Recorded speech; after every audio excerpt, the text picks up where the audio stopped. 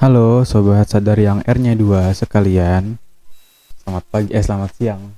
Tumben siang-siang kita bikin videonya. Ini sebelumnya gue mau promosiin dulu. Jadi ini produk tongkrongan gue. Kemarin tuh iseng kita lagi sering nontonin video grup prediksi bahwa bapak-bapak kocak. Ini depannya gini. Kelihatan lah ya. Ntar gue fotoin deh selebihnya biar lebih jelas. Ih, balas berdiri susah gue, susah berdirinya.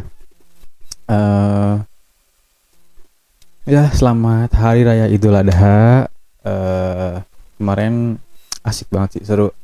Gue ikut kepanitiaan kurban.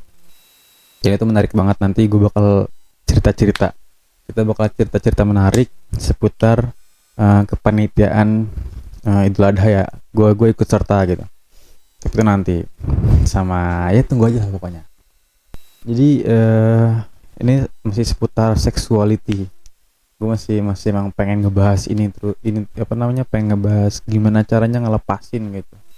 Dan ya kita mau ngulas sedikit lah ya. Kita mau ngulas sedikit beberapa video ngulas sedikit video yang kemarin udah gue ceritain pengalaman kecanduan pornografi. Separah itu kan, bahkan hari-hari ya. Jadi setiap gue pulang kampus atau setiap gue pengen, terus gue gini, kita ini kan berhak memimpin diri sendiri utamanya ya kan. Terus gue kalau lu nggak bisa memimpin diri sendiri, gimana nanti mau memimpin rumah tangga buat laki-laki? Atau ketika lu aja nggak bisa memimpin diri lu sendiri, gimana lu mau memimpin yang namanya sebuah organisasi atau sebuah perusahaan? Let's say kita bilangnya begitulah. Simple itu. Jadi emang gua dikit-dikit. Jadi ketika nafsu itu bangkit, gue langsung turutin. Jadi kalau bisa dibilang, gue selama ini dikendalikan oleh nafsu. Jadi harusnya gue bisa mengendalikan diri gue dengan akal sehat. Boro-boro men. Maksud gue aja nggak tahu kalau ternyata di dalam kepala gue ini itu kita bisa berimajinasi. Di dalam kepala itu kita bisa berimajinasi pertama. Kemudian kita bisa bisa berpikir secara logis. Ada logika kan di dalam prefrontal cortex itu kan ada yang namanya logika. Kemudian kita ada akal juga ya kan. Yang ternyata karena si pornografi ini adalah memang zat yang sangat-sangat berbahaya, mau itu yang di Twitter, mau itu yang berbentuk film, itu ya memang seberbahaya itu. Jadi isi Instagram gua, isi Twitter gua, isi Telegram gua, kemudian isi apa lagi ya, isi TikTok gua itu full cewek joget-joget. Jadi begitu gua misalnya malam gua nonton, kemudian gua masturbasi. Iya, coli.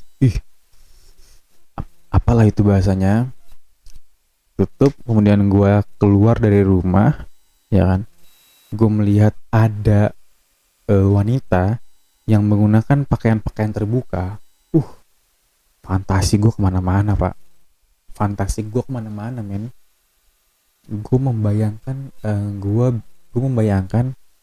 gimana caranya gue bisa bersetubuh. Itu saya serius.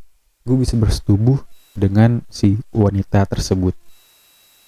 Gue ngebayangin, enak kali ya kalau misalnya gue bisa bersetubuh dengan dia, enak kali ya gitu. Kayaknya enak banget nih, lezat gitu. jahat, maksud gue. Jadi akhirnya pria-pria ini jadi jahat. Terus wanita dengerin nih.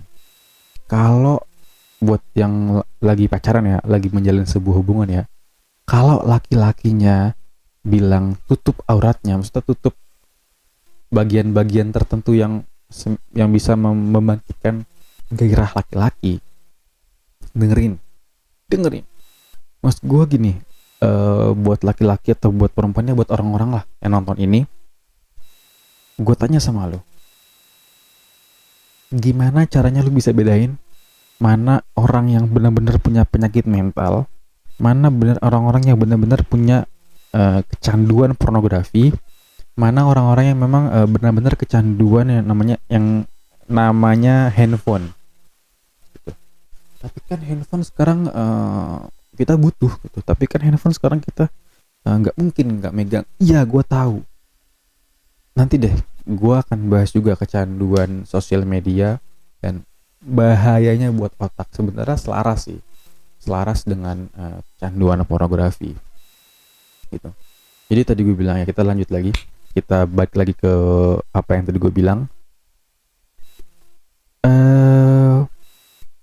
Secandu itu dan pornografi itu benar-benar merusak hidup gue,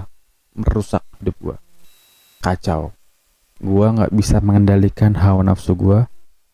Akhirnya gue tunduk sama hawa nafsu, gue tunduk sama ego gue tunduk sama apa ya, kalau bisa dibilang gue tunduk sama iblis kali, serius, karena gampang terpengaruh gue. Jadi let's say gini dah, dosa itu kan kita ibaratkan hitam ya, hitam nih, sengaja gue tonton si hitam ini supaya masuk ke dalam tubuh gue, terus masuk,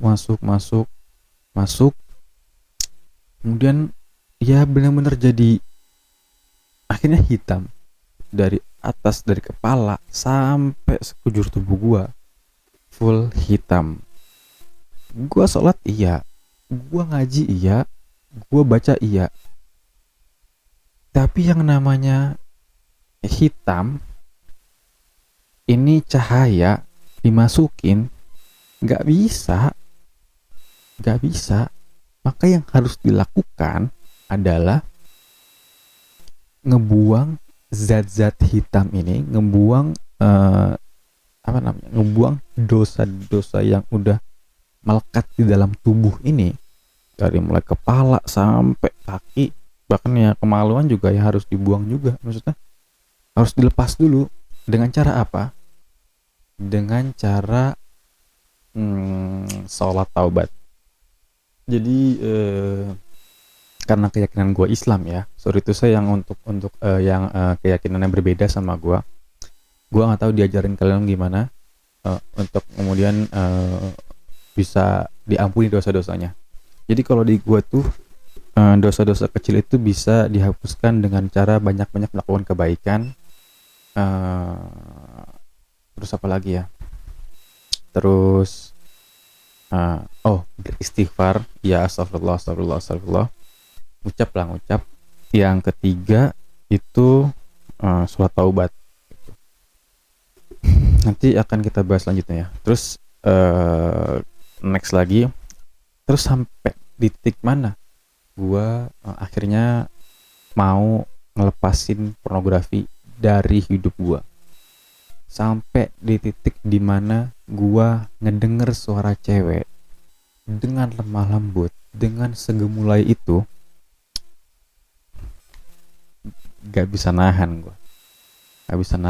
Gue bilang ngaceng. Jujur, gue nggak bohong sama sekali. Belak-belakan gue ini untuk kebaikan kalian semua. Gue sengaja ngomong gini, ini sebenarnya aib gue, ini sebenarnya keburukan gue, cuman it's okay lah, ini untuk kebaikan kalian. Bismillah aja dulu. Gini ya, buat cewek-cewek yang masih joget-joget,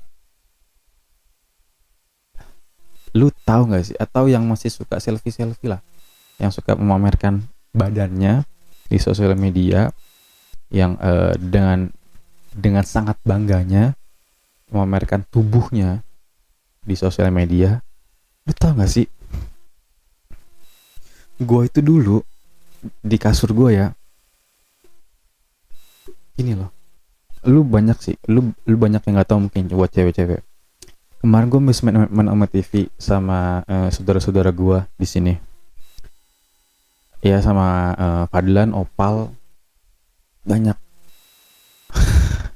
Gue banyak nemuin orang-orang goblok mamerin tititnya. Sumpah gue ketemu titit 3. Gue ketemu titit 3. 3 apa 4 ya? Gue belum edit lagi. Ada tuh di handphone gue yang ini nih. Gila, 3 titit, lu bayangin. Gila nggak? Gini maksud gue, lu nggak tahu, lu jangan asal posting demi memamerkan tubuh lu atau demi memamerkan muka lu. Lu tahu nggak sih penyakit ain? Lu searching ya penyakit ain di YouTube deh, banyak penjelasan dari para dai ya, para dai muda atau pendakwah kayak Ustadz Abdul Somad, Ustadz Adi Hidayat, gitu. Dia yang jelasin di situ. Jadi buat cewek atau buat cowok,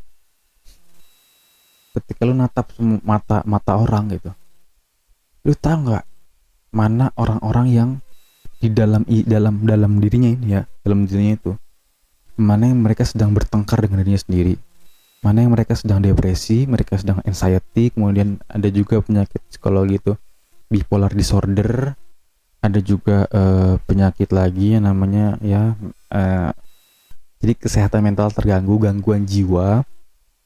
Lu nggak bisa lihat, maksudnya nggak bisa lihat ke dalamnya, lu paling bisa lihat bagian luarnya doang, palingan mentok-mentok lah itu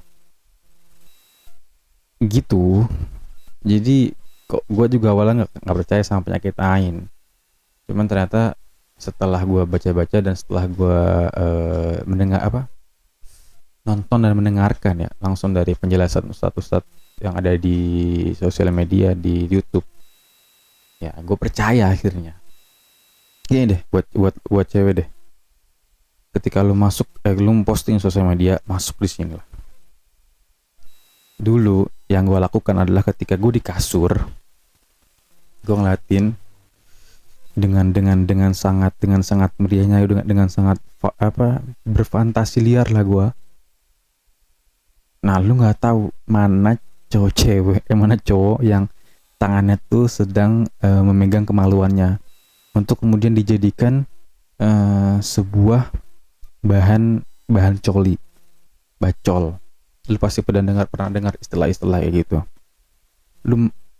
Misalnya lu posting di sosial media nih, di scroll, kemudian ini tangannya cowok tuh ini, hati lu makanya teguran keras nih buat para cewek-cewek yang asal posting,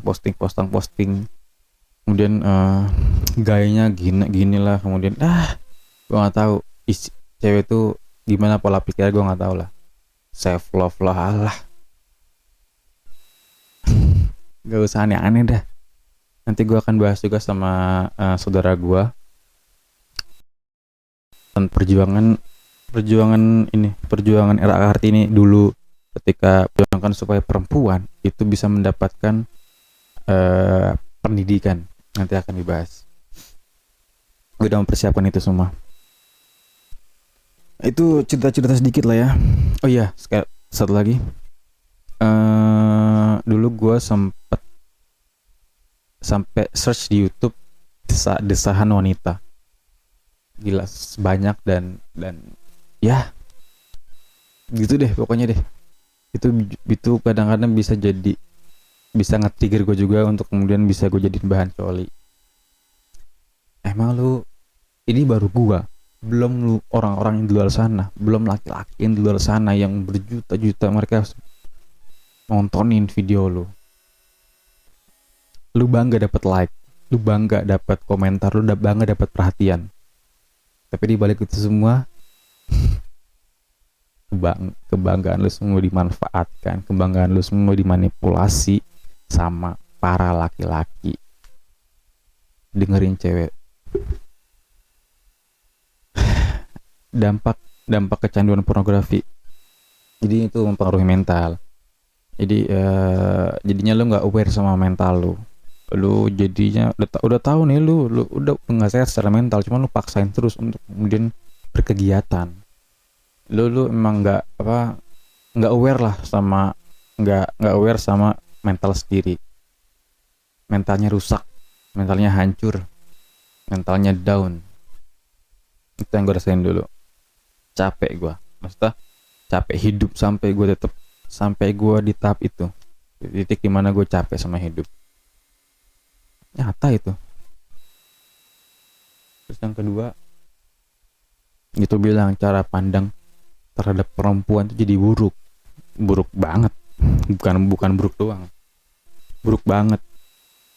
Mandang cewek aja cuman mandang cewek aja gue, gimana caranya gue bisa ngewe sama dia. Lu mungkin akan bilang, ih cuma nakut-nakutin anjir. Enggak nakut-nakutin, ini fakta. Yang ketiga, karena terbiasa menyerap energi negatif, energi positif pun sulit masuk. Ya, gue bahkan sampai gue sangat selain dari pornografi ya, di kampus gue udah tahu orang-orang negatif, lingkungan negatif, dan nggak bagus buat diri gue ya. Sebenarnya kita kan punya namanya intuisi ya. Sebenarnya udah nolak intuisi gue, cuman gue yang maksain untuk kemudian bergaul lah sama mereka. Ya, oke lah.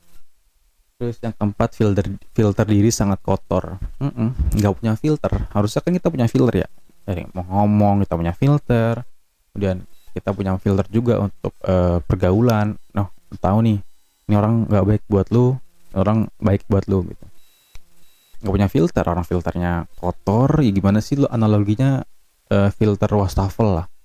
Filter wastafel itu kan, misalnya filter wastafel itu kita analogikan sebagai filter diri kita. Filter udah kotor, kita paksain terus. Ya, udah kotor, itu kotor bukannya kita bersihin nih sampah-sampah yang menyangkut di wastafel itu, filter wastafel itu. Ya, tapi tetap aja kita tetap nonton. Nggak peduli sama masa depan. Goblok banget, goblok. Terus ya itu merusak imajinasi atau bayangan di kepala. Imajinasinya itu doang. Bokep dan ngewe. Gimana caranya gue bisa ngewe? Itu doang. Bahkan sampai gue sempet kepikiran apa gue nyewa ini aja, apa gue nyewa PSK aja, karena kan banyak kan PSK kan di micet kan, gue tinggal download micet, gue punya uang, bisa nyari uang lah lewat judi bisa. Mas gue, kita ngomongin secara general dulu lah, nggak usah ngomongin soal agama, ntar kita akan ngebahas juga soal agama, cuman itu kita singkirkan dulu, kita ngebahas dampaknya dulu, dampak buruknya kecanduan pornografi ini. Lebih menyukai obrolan yang mengandung seksuality. Itu dampak dari kecanduan pornografi. Lebih ayo kita ngobrol seksual, ayo kita bahas nih di tongkrongan. Cuman it's okay sih, laki-laki itu emang biasa gitu. Dan itu biasa cuman sebatas di tongkrongan doang. Di luar mereka nggak ngebahas pornografi. Udah si tongkrongan aja, karena mereka udah akrab, udah deket, dibahas lah. Ya gue juga ikut nimbrung juga kan, ikut ngeliatin juga, tapi kan tetap nggak gue kayak ikut terus gitu. Gue mantau aja itu. Terus yang ketujuh, aura yang terpancar dari muka, aura negatif. Ya iya, diri kita tuh negatif, udah negatif semua. Jadi muka gue tuh, masih ada nggak ya fotonya? Kalau gue ada gue cantumin. Wajah gue kusam, maksud gue mau pakai skincare semahal apapun nggak bisa, karena dalam diri kita tuh udah negatif. Jadi kemungkinan pancaran yang keluar dari dalam tubuh, dalam diri itu aura-aura negatif. Iya, belum, buat lu yang nggak tahu, gue tuh kepribadian gue ekstrovert gitu. Dan yang ke-8 lebih suka menarik diri dari sosial. Lu tau gak sih pribadi gue tuh aslinya apa? Aslinya tuh ekstrovert, banyak ngomong, bawel. Kalau bilang banyak bacot, iya banyak bacot. Tapi gue mendapatkan sensasi kebahagiaan ketika gue bisa banyak berbicara sama orang lain, berinteraksi sama orang lain. Tapi ya karena teknik lah ya, harus sendiri teknik gimana. Ya karena gue mau nggak mau harus ikutin dan gimana caranya gue kira belajar, mau nggak mau belajar gimana caranya gue jadi orang yang introvert gitu. Tapi gue aslinya mah ekstrovert gue gitu, kepribadian gue aslinya ekstrovert. Nah ini juga baru-baru bisa cerita lagi nih, gue baru-baru bisa bawel lagi nih. Dulu gue nggak bisa bawel, terus gue dulu tuh lu harus pokoknya emang ber, ber ini berbicara dulu, berpikir dulu baru berbicara, bukan berbicara dulu sebelum berpikir. Kemudian yang 9 jadi pemalu. Ya pemalu lah, malu banget gue bisa, karena gue nggak kikuk banget gue ngobrol sama cewek, ngobrol sama lawan jenis tuh gue kikuk banget.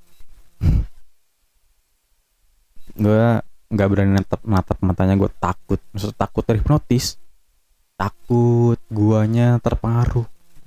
Karena gue pas dulu tuh gue mikir kalau dia ngeliatin gue berarti dia suka sama gue. Kan goblok ya, maksudnya gampang nyimpulkan, gampang berasumsi padahal kita belum berinteraksi gitu loh. Yang ke-10 tuh mempengaruhi perubahan tingkah laku serta kepribadian. Jelas, sangat-sangat mempengaruhi. Sangat-sangat mempengaruhi. Seperti yang gue udah jelasin tadi ya. Yang ke-11 mirip lupa. Gue akhir-akhir ini jadi sering lupa. Kayak misalnya gue naruh barang di mana, kok gue lupa ya? Kok gue lupa ya? Gue tadi naruh barang di sini ya. Kok gue lupa ya? Kalau gue pernah naruh barang, maksudnya gue naruh barang sarung di sini, dan pas ke sono, sarung gue di mana ya? Dampaknya paling jelas itu. Jadi pelupa, dan itu ya gue sekarang sih masih menjalani terapinya ya. Terapi pribadi, dibimbing sama perawat pribadi juga. Terus yang ke-12 tuh ingatan melemah. Ingatan gue tuh jadi lemah. Jadi gue untuk mengingat sesuatu tuh butuh tenaga ekstra.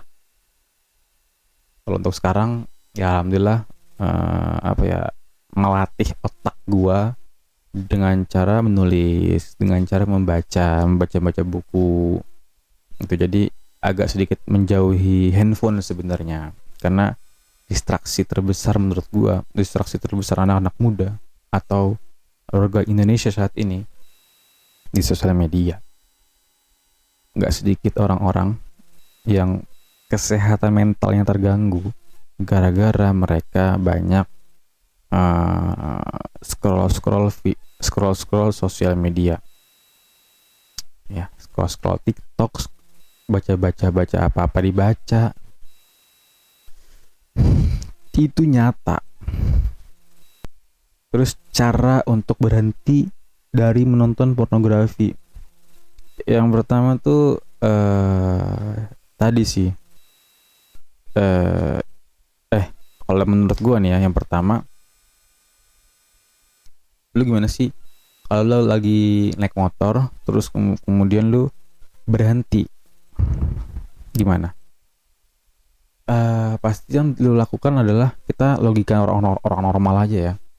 Pasti yang lu lakukan, lu berhenti dengan cara rem pelan-pelan. Ya dong, rem pelan-pelan dong. Kalau lu rem mendadak bisa, cuman lu kaget, shock gitu loh. Lu badan lu tuh nggak siap gitu. Ya karena memang seharusnya kita pelan-pelan. That's berhenti dari pornografi itu harus pelan-pelan. Lu bener-bener nikmatin namanya proses. Jangan lu fokus sama hasilnya, tapi nikmatin prosesnya. Yang kedua, mindset yang harus dibangun itu bisa berhenti. Pokoknya gue bisa. Nah, biasanya itu ada penolakan di dalam diri lu. Ah, nggak mungkin bisa, lu mah nggak mungkin bisa, yakin lu bisa.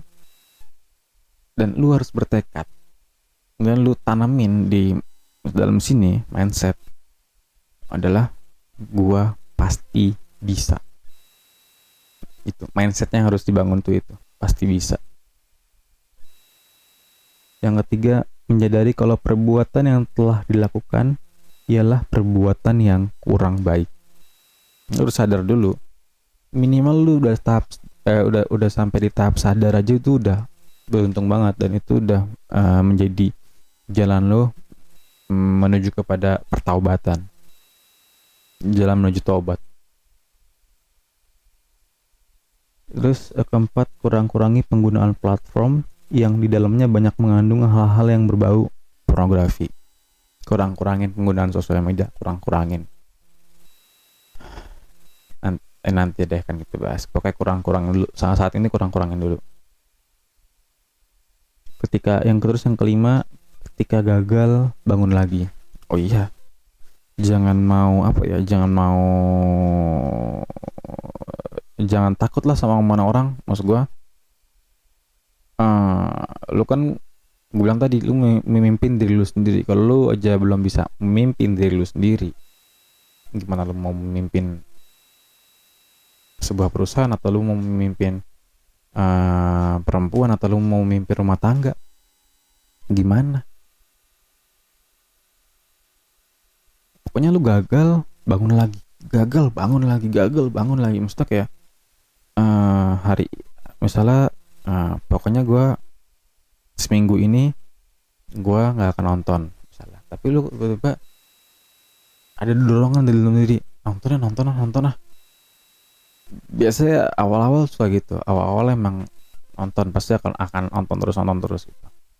Kemudian habis itu lu istighfar, banyak meminta ampun sama Tuhan. Ya Allah kok gini ya, Allah, inilah bantu hamba untuk bisa lepas dari pornografi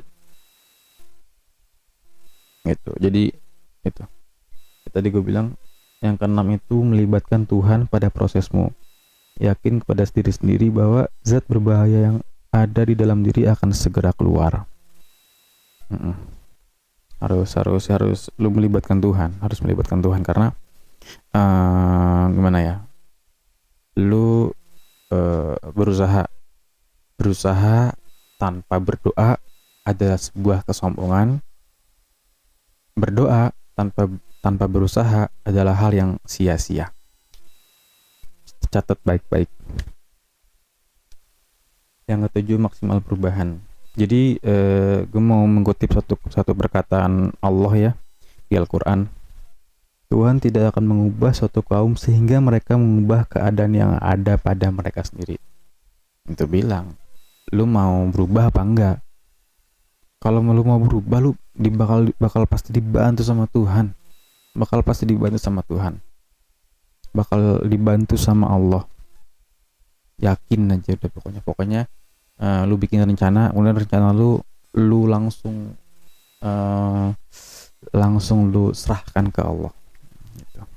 Karena suatu saat yang akan ngangkat tangan lu dari jurang kemaksiatan itu bukan manusia tapi Allah. Ingat, Allah tuh maha baik, sebaik itu Allah sama manusianya. Cuman emang kadang-kadang kitanya aja bangsat nih, kitanya aja yang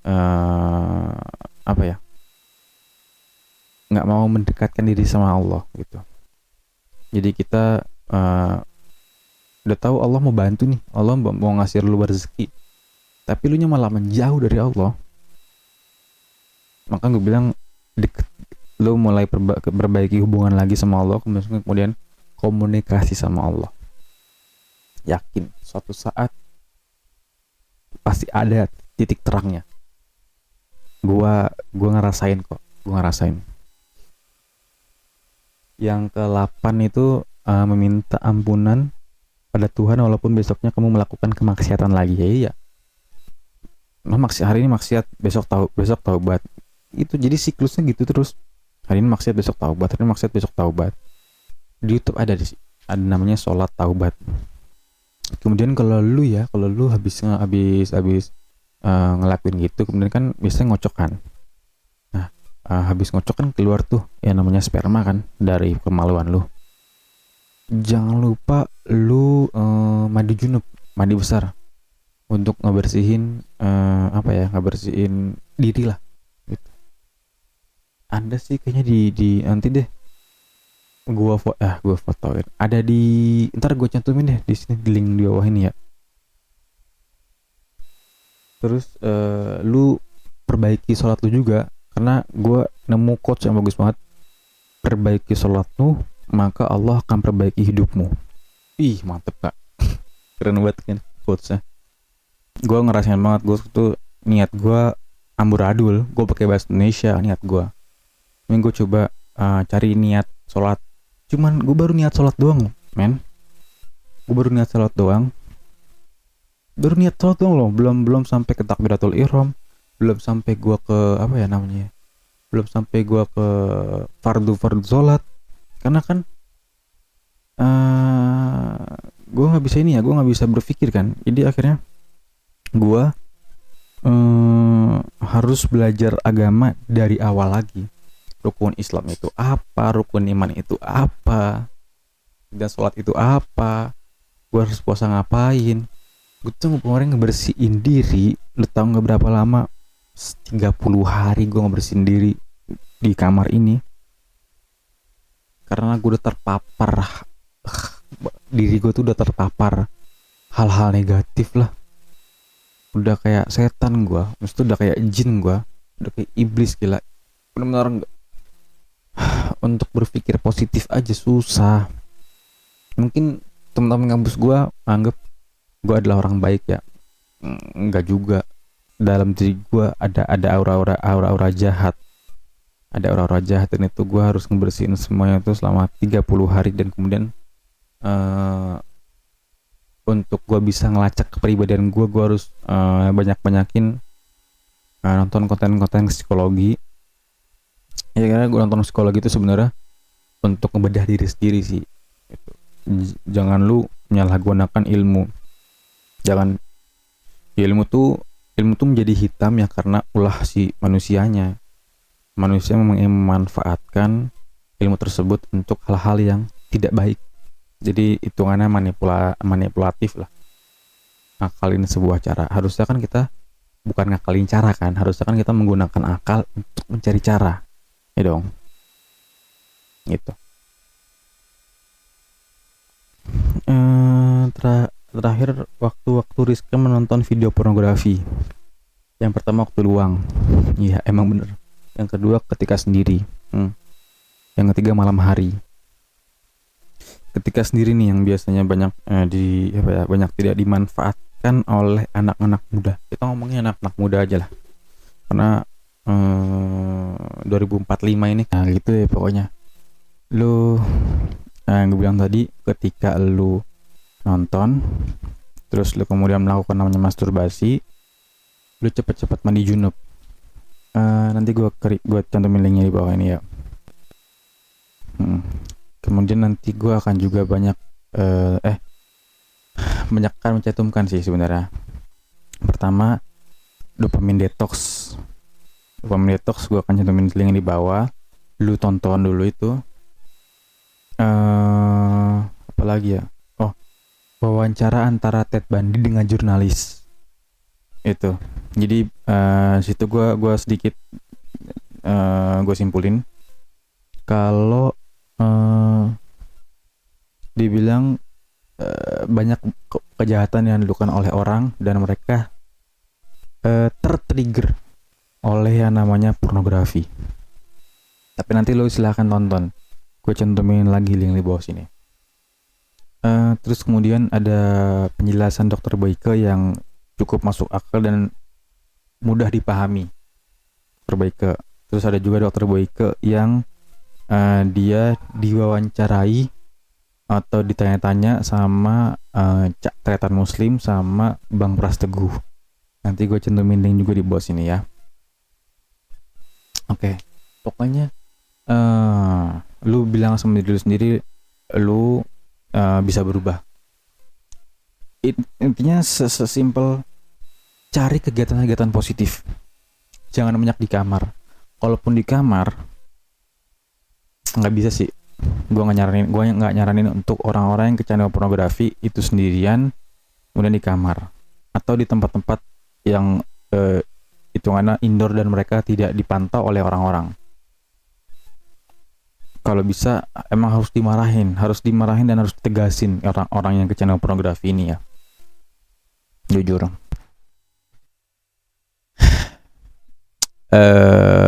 Nggak mudah untuk bisa melepas itu tuh nggak mudah. Lo harus membangun kebiasaan baru lagi. Kebiasaan baru ini nih lu yang bisa nentuin, karena yang tahu kapasitas diri lu ya lu sendiri, yang tahu kemampuan diri lu sendiri. Terus juga kemudian yang tahu segimana lu bisa ngerubah diri lu ya diri lu sendiri. Jadi kayak misalnya gini deh, seminggu ini ya dalam 7 hari misalnya gue mau berhenti dalam waktu 3 hari, mau lihat tuh reaksinya gimana, kemudian apa efeknya. Pasti akan apa ya, kalau bisa dibilang ya, kayak tiba-tiba nggak betah diri sendiri tuh, ada lonjak-lonjakan yang anjing kok nggak nonton gue ya, gimana ya gue pengen nonton ya, aduh gak kuat, karena emang terbiasa nonton pornografi. Terus kemudian lu nggak nonton ya aneh aja rasanya. Tapi yakin lu bisa, gue yakin banget lu bisa men, gue aja yakin kalau lu bisa. Masa lu sama diri lu sendiri lu nggak yakin? Lu tanamin tekad lu dah. Gini deh, kalau orang udah berniat ya, kalau udah berniat untuk berubah, akan selalu menemukan jalan. Tapi kalau orang emang udah males untuk berubah, dia akan selalu banyak menemukan alasan. That's it. Catat lagi tuh, berapa tuh kata-kata hari ini. Itu aja sih kayaknya. Cukup lah, udah lumayan panjang nih video kita. Yaudah, sampai nanti ya sobat sadar semuanya. Bye bye.